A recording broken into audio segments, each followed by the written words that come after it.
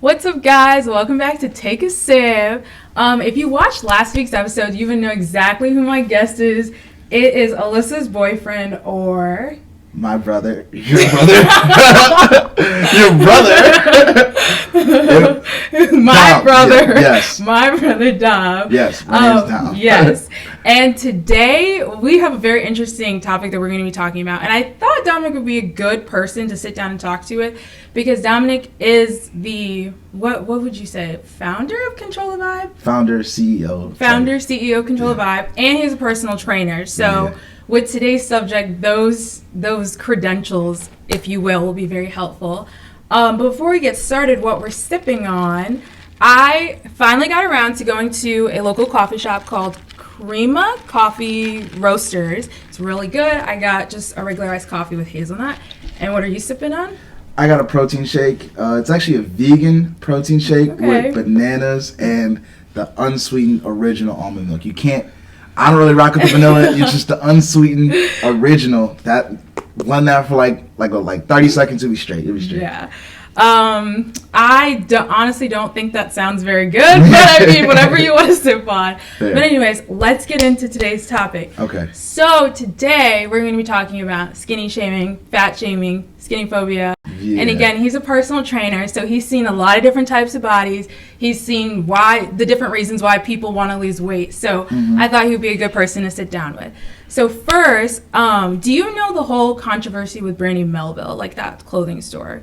I do not, actually. Okay, well, basically what happened was Brandy Mellville is a clothing store for people who are of a smaller size. Okay. So they typically sell clothes that are like extra, extra small, small, those types of clothes. Okay. And they've been recently coming under fire because people are saying that they're not inclusive to all body types. And I wanted to know what you think about that. I guess it's like, I wouldn't say, like, when you say people are under fire, like, it upsets me because, like, it's unfair to the business owner, because if the business owner wanted to target that specific group, like, now they're being forced by the public eye to open up to bigger sizes. Not that it's a bad thing by any stretch, but I mean, like, it kind of, like, waters down a person's target audience. For me specifically, like, I go from small to 2X, just because that's the like range of amount of people that I've encountered with. Like, I've been with football players, like offensive linemen. I know they're on the 2X. It's funny, I'm actually about to bring in some 3Xs, and I didn't even think of that. So it's like, to put a brand under fire, I feel like it's not fair, and I feel like just like how society handles things like that isn't fair to a business owner. Like, you don't give them the chance. Like, rather than being like, hey, can you bring this size aboard? They're like, boycott it, cancel them. Exactly. And also, as a clothing brand owner, you know that, like, honestly, bigger sizes cost more money because it's more fabric, it's more cloth. Yeah. And I understand Brandy Mellville is a bigger company, it's a big corporation, but, like, even in general, when people get mad at small clothing brands, like his clothing brand, Control the Vibe, for not having bigger sizes, they failed, I guess, to realize that it's extra money. For me,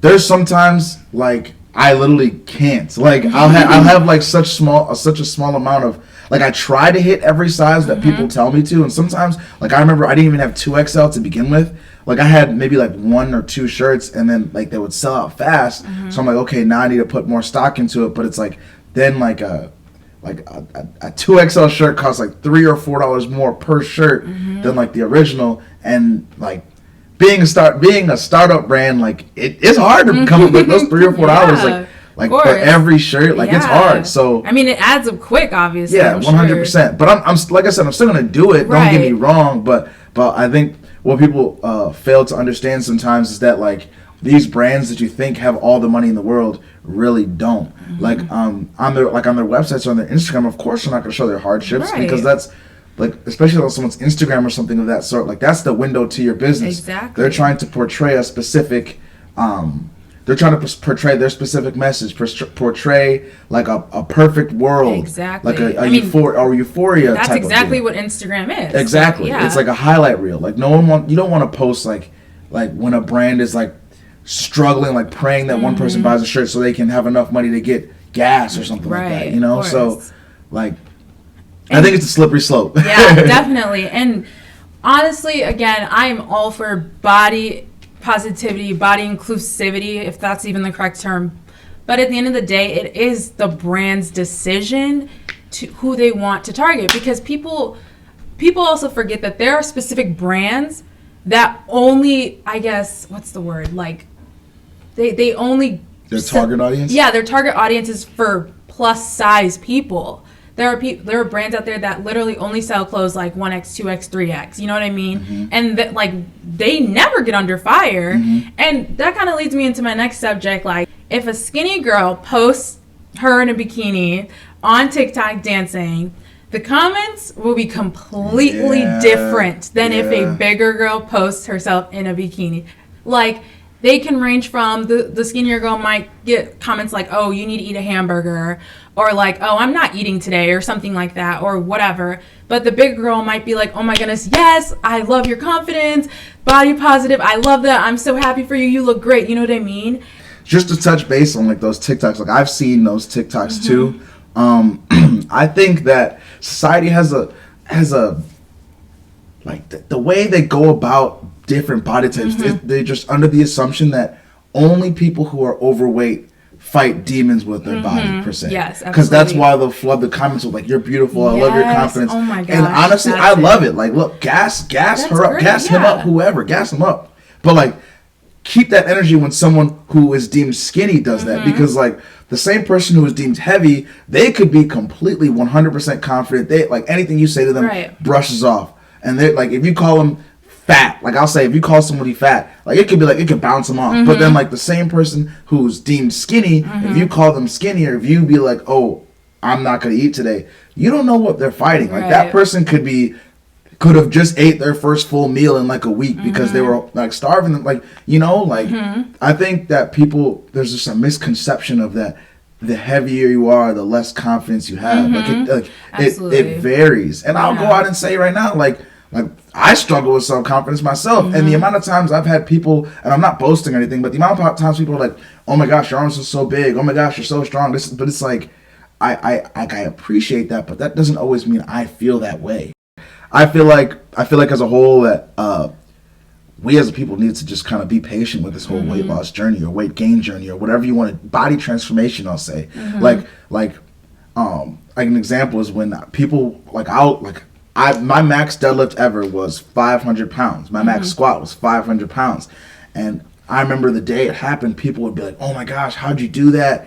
And I'm just like, look, like I've been lifting for like almost 10 years. You know what I'm saying? Like this did not happen overnight, but it's just because you saw me on that specific day. To you, it feels like I just walked in and pulled that. But I'm like, no, like there's been times where I go to the gym twice a day. I'll go to the gym twice a day and run on the field for football. Like I'll be up at, like I've lifted at like midnight, 1 a.m., like late night lifts after lifting in the morning and running during that day. Like this is like a compound effect. But because, once again, I feel like social media, like on Instagram, you just post that, it gives you the perception that person just went in and did that. But it's like, no, you just don't see the behind the scenes. Yeah, and it's also, I personally think it also has to do with like those like teas, like they'll post like fat losing tea, weight like flat tummy tea, big booty tea, like those teas, and then you see influencers who have perfect bodies, like being sponsored by them and advertising them, like literally Khloe Kardashian, she was advertising flat tummy tea to basically all however million of her followers, and obviously that's going to give them the perception that, oh, if I drink this, I'm gonna get a flat tummy, I'm gonna lose weight, all that types of things, which I mean that is so harmful. It's so harmful because now if it's like upsetting, you know, and I know it's upsetting, I know, because Dominic, he gets angry when he sees like these people doing these things to their bodies when he knows that that's not like the healthiest way, but it's just it's literally just because social media, the way it is, the way it's perceived, people think, okay, yeah, I got to get this tea, I got to do this, I got to get on keto, I need eat 0 carbs a day to lose weight, I need to do this juice cleanse, only drink juice for 2 weeks straight, don't eat any food, those types of things. Like he knows that like those things are literally, you'll see results like maybe that week, but in long term speaking, like it's not, I guess, efficient to it's not sustainable. Sustainable, like, that's the drinking word. juice for the rest of your life. Like, no. Like, please don't do that. You know what I'm saying? Like I feel like it's like short-term results, yeah, but like in the long term, like I don't agree with it. Granted, the fitness industry as a whole is very, very young, so everyone's method is different, and people's methods may work for different people. However, I just feel like as a whole, like as far as like a flat tummy tea, like I can't get on board with that, because when the grand scheme of things, to lose weight in a safe way is like a caloric deficit. Essentially just burning more calories than you take in. Keeping that within like a 300 to 400 calorie range, like a healthy range of that sort, that'll help. Like a caloric deficit as a whole. And then adding working out on top of that. Like you don't have to work out every day. You don't have to burn through. You don't have to go through hell. Like starting off with like 3 times a week or 2 times a week. Something that you're comfortable with. And once you feel like you can gradually increase a day, or decrease like 50 calories, so it's like you're increase the deficit by 50 calories or 100 calories, like just kind of like slow it down. And then on top of that, understanding that like if you eat a cheat meal, it's okay, but like understanding that like you can just correct yourself the next day, like your body's gonna snap back. Like you'll feel bloated, you'll feel full, but it's like the next day you'll be fine. But I just have a question for you. So I know a lot of people like struggle with going to the gym because of fear of judgment from other people. And it's also kind of one of those things where when they walk in the gym, they're just starting off, and then they see all these super fit, super built people walking around, and they feel like they're just being judged for even like walking through the doors. Like before they even hit a machine, they feel like all eyes are on them, they're being judged. What do you think about that? I think it sucks. I think it's terrible, because not all gyms are like that, but because so many people in different areas have felt that way, it's just like a stereotype that's there. Like, at least at the gym that I go to, like, it's not like that at all. And I try to be that person who ensures that it's not like that. I try not to, look at anyone in the eye or look at anyone. Like, I try to just focus on my stuff, because to you may just be looking at them like in your head, you're like, dang, like those shoes that he got on are fly. But to them, it's like, oh my gosh, this guy's staring at me. He's probably thinking my form is wrong. So it's just so bad, you know? Like, and I feel for those people, because like I was in their shoes too. Now I'm like so zoned in, like I focus, like you could be looking at me like I don't care, but like in the moment, like when you feel like you're being judged, it's terrible. And I've seen those big guys, and like there's people who do judge, and it's like shame on them, because they feel like that since they're so big, the weight room, like they're entitled to it. But it's like, that's nonsense. Like look, we both pay the same membership fee, so if I'm gonna take this bench, I don't care if you bench 9 plates, you're gonna wait, you know what I'm saying? So but it's rough. But I also like, just to touch on it too, like the whole like correcting people's form. Like I talked to my older brother Ben about that, and we like, the way I see it, because I'm a personal trainer, right, if someone is doing a movement wrong, then I know that they can injure themselves. Like, let's say they're squatting and their knees are caving in. The trainer in me, like, I'm going to tell them. Right. But apparently, some people don't like that. Do you think they take offense to it? Yeah. Like, I've seen people, they're like that's unsolicited advice. Okay. And it's like, you know what? I 100% understand. You're right. However, like, it's unsolicited advice, but you can get injured if I don't tell you this. Of course. Like that's like me going skydiving and me not knowing that the red backpack is the parachute, and I grab the blue one.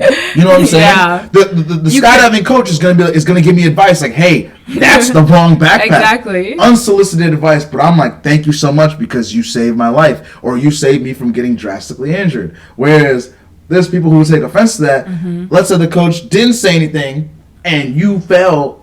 You know, like, hey, you didn't get your advice. You know, it's like, I don't get it. Like, I'm just like, look, like, if anyone wants to correct me. Like, please do that. I don't, like, walk up, tell me. Because, like, if I disagree with you, I'll give you my reasoning. Right, of course. But, like, it's okay to agree to disagree. But I'd still appreciate you reaching out, because that shows that you care. Last piece of advice you would give people about anything related to weight loss at all. Anything that that relates to weight loss. Yes. Play the long game. I understand you don't want to hear that. Play the long game. If you think like I'm losing 20 pounds in 2 weeks, you'll probably end up gaining weight. And I say that because, so I'm getting science here. Like when you're stressed out, cortisol is released into the body, and cortisol will store as fat. So if you're stressed out the whole time, you could end up just gaining more fat in your body. And I know I didn't say it all scientific wise, so don't come for me. But if you know what I'm saying, you know what I'm saying. Right. Like I said, play the long game. Yeah. Like start by being like, hey, let's try to lose 5 pounds in 4 months. That may seem like a super easy goal, but like, look, if you stick to your diet, you may even not diet. If you stick to your lifestyle change, I don't like the word diet. If you stick to your change, like your habit, change your habits, change your lifestyle. If you stick to that, you'll probably end up losing double that. You know, like because you just got to start somewhere. But play the long game. Like I had to have a talk with myself to do that because I was trying to rush it. Me as a personal trainer trying to rush it, but like, like even they, I have the same struggles, and I know, like that's like me like trying to start a car knowing the keys are right in front of me. I know the answer, but it's like because it takes so long. Sometimes I'm like, hey, let me try to like hotwire this. Nah, man, play the long game because I guarantee you, by the time you hit your weight loss goal, you'll be in such a swing of things. Like you'll probably hit it before you even get hit. Like let's say your checkpoint's at 6 months, you'll probably hit your goal at 3 months. But you'll be in such like a habit, like the lifestyle change is so consistent. By the time you hit 6 months, you're probably like down 15 pounds. You're like, I don't even care. Don't even worry about the weight anymore. I just feel good because people. And that the one thing I want to touch on one more time is that like people don't understand that like this, your weight loss journey or your weight gain journey or your body transformation journey, I should say, is more than just what the scale says or even like how you look. Like I'll say it's how you feel because man, there's been times where I was like 185 pounds. I had abs, like they look good. Let me tell you, I still got the pictures, but like I didn't feel good. Like I felt like I felt tired all the time. You know what I'm saying? So now, like when I got my weight up to a comfortable weight, I wasn't as shredded, but like I felt good. Like I lift to be healthy. The abs and the popping pecs and the biceps and all that stuff, like that's a plus. But in the grand scheme of things, like you just want to be healthy, man. Yeah. Like, so just don't worry about what Instagram stuff says. Like don't worry about all that. Like if you're trying to look like that person who's flexed up in the gym, understand that they're working them angles. You know what I'm saying? Yeah, for like real. And everybody. And good lighting. Yes, everybody, when they bend over, they got rolls. Yeah, like that's your skin. I don't care how skinny you are. That's your skin. You're gonna have rolls. If they don't have rolls, they're working the angles. So just play the long game, and you'll be all right. You know what I'm saying? So that about wraps up today's episode. Take a sip. Would you like to plug your brand, Control the Vibe? Yes, I appreciate that. I know y'all see the Control the Vibe neon sign. Shout out to Alyssa for that. That was one of the best gifts, if not the best gifts I've received. But yes, to the ladies, we got our athleisure line. It just dropped. We got the quarter zip, the Crocs quarter zip up. I'm sorry. We got the tank tops. We got the leggings. We got the joggers. We got it all. Just check it out. It's controlthevibe.com. Also, you guys can just check out the Instagram. It's CTV_apparel. We got that stuff for you. Let me tell you. Just check out the website. I guarantee you're going to see something that you like. And fellas, I'm telling you, this athleisure line that we're about to drop for y'all finna like it. Just stay tuned. Stay tuned. We got it coming. I'm telling you. All right, y'all. I will see you guys on the next episode of Take a Sip. And don't forget, keep sipping.